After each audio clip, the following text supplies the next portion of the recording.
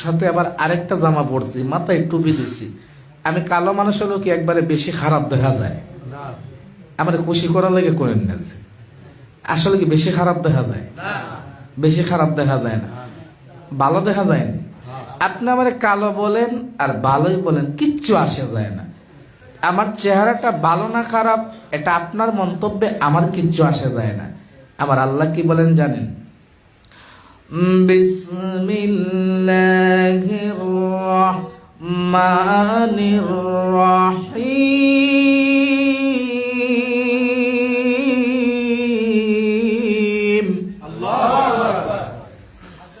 লাকাদ খালাকনাল ইনসানা ফি আহসানি তাকওয়িম।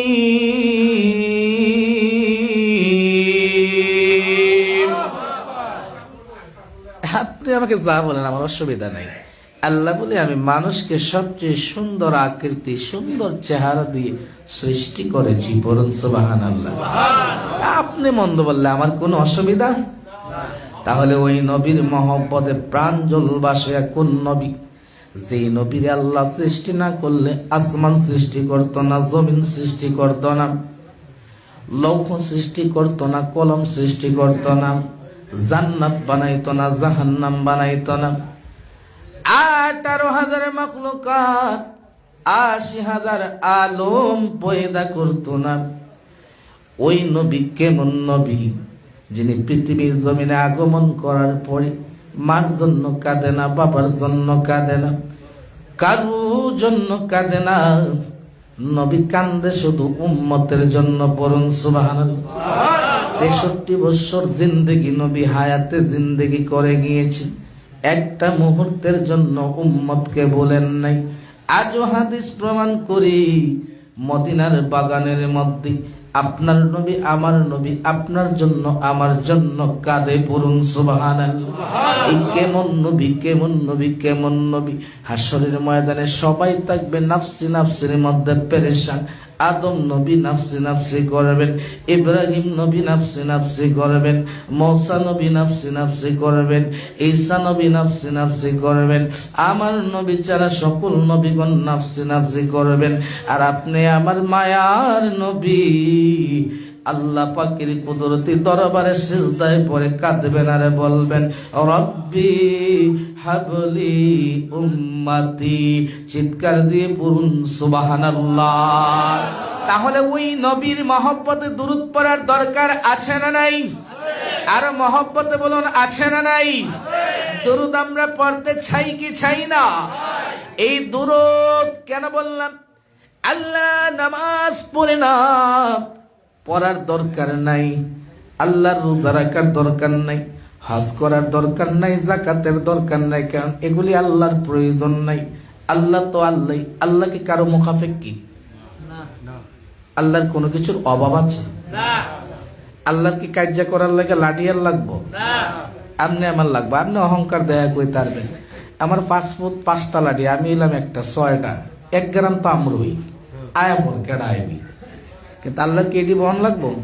বলতেই এগুলি দেখাইতেইব। আল্লাহ কোন বললেই ফায়াকুন হয়ে যায়। চিৎকার দিয়ে পড়ুন সুবহানাল্লাহ। তো আল্লাহ নামাজ পড়ে না, আল্লাহ রোজা রাখে না। বক্সটাকে একটু এদিকে দেওয়া যাবে? আওয়াজটা টানে না মাইক। তো সেজন্য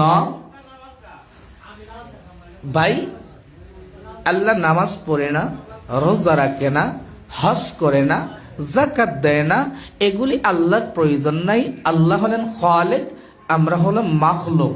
এগুলি খালেকের দরকার নাই, এগুলি দরকার মাখলুকের। মাখলুক নামাজ পড়লেও লাভ, মাখলুক নামাজ পড়লে লাভ, রোজা রাখলে লাভ, হজ করলে লাভ, যাকাত দিলে লাভ। কথা কোন ঠিক কিনা? একটা ইবাদত আছে যে ইবাদতটা আল্লাহ করে, আল্লাহ করার জন্য বলে। পড়ুন সুবহানাল্লাহ। এখন আপনারা নালিতাবাড়ির মানুষ প্রশ্ন করতে পারেন যে হুজুর এই ইবাদতটা কোন ইবাদত যেটা স্রষ্টা এবং বান্দার মধ্যে মিল আছে? এটা আল্লাহর কোরআন। কোরআনের হাফেজ যদি থাকেন তাহলে বুঝতে পারবেন। ওলামা ইকরাম গভীর মনোযোগ সূরার নাম হলো সূরা আল আহজাব। সূরার নাম কি? বুঝেন নাই আমার কথা? বুঝেন নাই? বলুন তো সূরার নাম কি? সূরা আল আহজাব। বলেন। আয়াত নাম্বার 56, 5-6। আয়াত নাম্বার কত? 56। আল্লাহ বলেন, বিসমিল্লাহির রহমানির রহিম।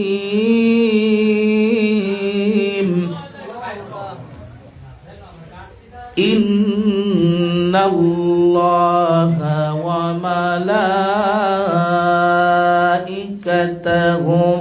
ইউসাল্লুনা আলান নবী। সুবহানাল্লাহ। আল্লাহ বলতেছেন, ইন্নাল্লাহা, নিশ্চয়ই আমি আল্লাহ তাআলা, ওয়া মালাইকা, মালাকুন হলো এক বচন, মালাইকা হলো বহু বচন। ওয়া মালাইকা, নিশ্চয়ই আমি আল্লাহ তাআলা আমার সকল ফেরেশতাদেরকে নিয়ে, ইউসাল্লুনা আলান নবিয়িকা, আমার নবীর প্রতি, আমার বন্ধু মুহাম্মদ সাল্লাল্লাহু আলাইহি ওয়াসাল্লামের প্রতি দরুদ শরীফ পাঠ করি। চিৎকার দিয়ে পড়ুন সুবহানাল্লাহ। এর পরের ব্যাপারটা আরেকটু কঠিন। আল্লাহ কিন্তু সবাইকে দরুদ পড়ার জন্য বলে নাই, আলাদা করে দিয়েছেন, পাঠ করে দিয়েছেন।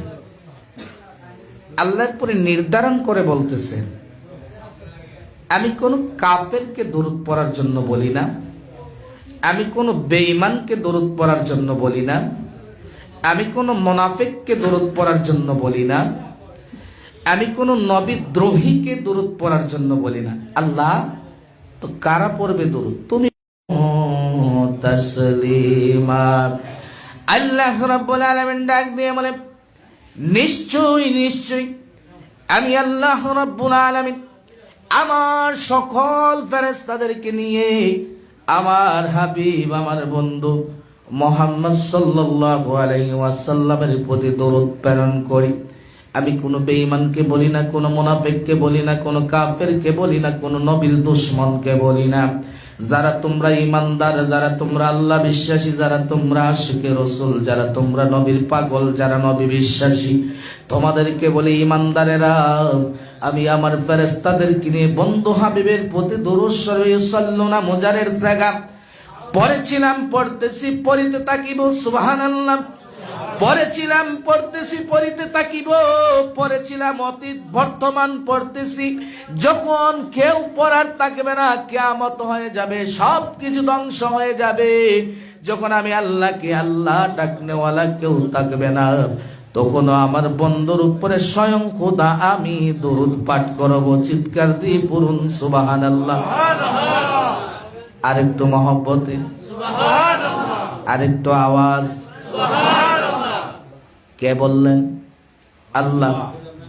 নবী গো, নবী গো, নবী গো, নবী গো, ও মায়ার নবী, পৃথিবীটা ধ্বংস হয়ে যাবে, আমি আল্লাহকে আল্লাহ ডাকনেওয়ালা কেউ থাকবে না, তখনও আপনার জিকির জারি থাকবে। সুবহানাল্লাহ। মায়ার নবী ডাক দিয়ে বলে, আল্লাহ বুঝলাম না, তুমি হলে খালেক, আমি হলাম মাখলুক, তুমি হলে স্রষ্টা, আমি নবী হলাম সৃষ্টি। আল্লাহ তুমি কোন বললে ফায়াকুন হয়ে যায়। মাবুদ, তোমাকে ডাকনেওয়ালা কেউ থাকবে না, তোমার জিকির করনেওয়ালা কেউ থাকবে না, তখনও আমার জিকির কেমনে জারি থাকবো? আমার আল্লাহ ডাক দিলে, বন্ধু হাবিবুল্লাহ, আপনি আদম সফিউল্লাহ না, ইব্রাহিম খলিলুল্লাহ না, ইব্রাহিম খলিলুল্লাহ না, আপনি মুসা কালিমুল্লাহ না, আপনি নূহ নাজিহুল্লাহ না, ঈসা রূহুল্লাহ না, আপনি হলেন হাবিবুল্লাহ। সুবহানাল্লাহ। ও বন্ধু, ইব্রাহিম নবীকে আমি আল্লাহ খলিল উপাধি দিয়েছিলাম। খলিল শব্দের অর্থ বন্ধু, হাবিব শব্দের অর্থ বন্ধু। এরপরেও আসমান জমিন ব্যবধান। সুবহানাল্লাহ। যিনি হলেন খলিল, তিনি আমাকে খুশি করার জন্য ব্যস্ত থাকেন, আমার পাগল। আপনি হলেন হাবিব, আমি আল্লাহ আপনাকে সৃষ্টি করেছি আমার নূর থেকে। হাবিব, আপনাকে সৃষ্টি করে ও সর্ব অবস্থায় আমি আল্লাহ আপনাকে রাজি খুশি দেখতে চাই, বলুন সুবহানাল্লাহ। কেমন নবীর উম্মত দেখছেন? যত ইবাদত করেন সকল ইবাদতের পূর্বে আপনি আমার প্রিয় নবীর প্রতি যদি দরুদ শরীফ পাঠ না করেন, ইবাদতটা আল্লাহ পর্যন্ত পৌঁছবে না, আকাশে ঝুলন্ত অবস্থায় থাকবে। হুজুর দলিল কি আছে?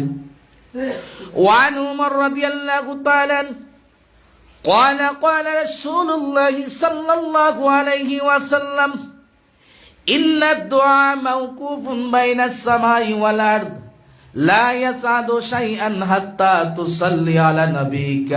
একটা জবান বদ্ধ রাখবেন না, আওয়াজ করে পড়ুন সুবহানাল্লাহ। কেমন উমর আপন পিতার মাথাটা কেটে ফেলেছেন একটা কূপ দিয়া, নবীর খেদমতে নিয়ে ছুড়ে দিয়েছেন, ইয়া রাসূলুল্লাহ আমার জন্মদাতা পিতার মাথা। ওমর কি করলা? বাবাকে কি কেউ হত্যা করে? নবী গো, বাবা বুঝি না, মা বুঝি না, নবীর বিরুদ্ধে কেউ যদি কথা বলে, বাবা হোক মা হোক, কাউকে ছাড় দেওয়া যাবে না। এই উমর, ওনার থেকে হাদিস রাবে, তিনি বলতেছেন ইন্না দুআ মাওকুফুন বাইনাস সামাই ওয়াল আরদ। সামাউন আসমান, আরদুন মানে জমি, যে যত ইবাদত করো সকল ইবাদত আকাশের মধ্যে ঝুলন্ত অবস্থায় থাকবে, আল্লাহ পর্যন্ত পৌঁছবে না। কতক্ষণ? হাত্তা তুসাল্লি আলা নবিকা, যতক্ষণ পর্যন্ত আমার প্রিয় নবী আমার হাবিবুল্লাহর প্রতি দরুদ শরীফ পাঠ না করা হবে, আমি আল্লাহ ততক্ষণ পর্যন্ত কারো কোনো ইবাদত কবুল করব না, বলুন সুবহানাল্লাহ। ওই দরুদ আমরা পড়তে চাই কি চাই না? দরুদের 3টা সূরত আপনি দরুদ পাঠ করেছেন, এই আপনার দরুদটা হাদিসে আসছে, ফেরেশতারা এই দরুদ শরীফটা নবীর কাছে পৌঁছে দেন, বলেন ইয়া রাসূলুল্লাহ অমুক জায়গা থেকে আপনার অমুক বা অমুক উম্মত আপনার প্রতি দরুদ পাঠ করেছে। আপনি আরেকটু মহব্বত নিয়ে যদি দরুদ শরীফ পাঠ করেন, তাহলে এই দরুদের আওয়াজ আমার নবীজির মদিনার রওজার মধ্যে নবীজির আপন কান মোবারক দিয়ে শুনেন, পড়ুন সুবহানাল্লাহ। এর চাইতে আরো বেশি মহব্বত নিয়ে যদি দরুদ শরীফ পাঠ করেন, প্রিয় নবী আপনার সামনে বসে বসে দরুদ শরীফ শুনবেন, পড়ুন সুবহানাল্লাহ। তাহলে একটু মহব্বতে বলি আল্লাহুম্মা সাল্লি, আর একটু মহব্বতে আওয়াজ করি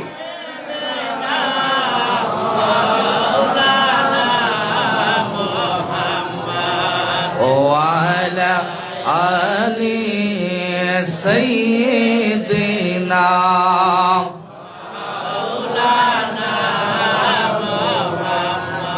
মহব্বতে পড়েন দরুদ, ওহে নবীর আশিকান, দরুদেতে আল্লাহ রাজি খুশি নবী দো জাহান। আল্লাহুম্মা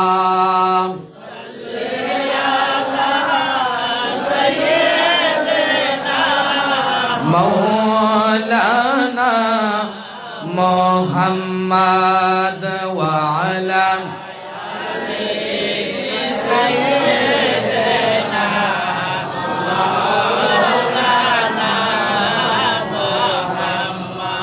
সাল্লাল্লাহু তাআলা আলাইহি ওয়াসাল্লাম। কুররাতু বিআইনিকা ইয়া রাসূলুল্লাহ।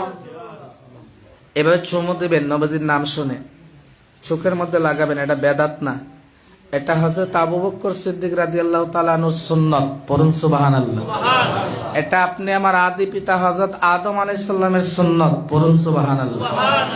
এই চুমু দেওয়াকে ওসিলা করি বনি ইসরাইলের নবী মুসা আলাইহিস সালামের একজন উম্মত, যিনাকে ডাস্টবিনে ফেলে দেওয়া হয়েছিল, এই নবীর এই চুমু দেওয়ার এই সুন্নতের আমল করাকে ওসিলা করে আল্লাহ মুসা আলাইহিস সালামকে বলেছেন, সবাই যদি তাকে ডাস্টবিনে ফেলে দেয়, খারাপ যদি হয়, তার মধ্যে একটা ভালো গুণ ছিল, সেটা হলো আমার প্রিয় নবীর প্রতি মহব্বত।